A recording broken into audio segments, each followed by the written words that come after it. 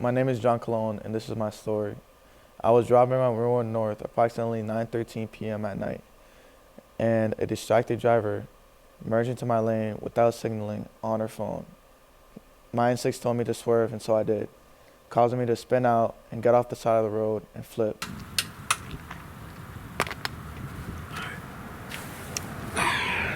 Just did the oil change. I gotta take this on a drive to see how it runs. This car runs pretty smooth. What is that lady? Oh my!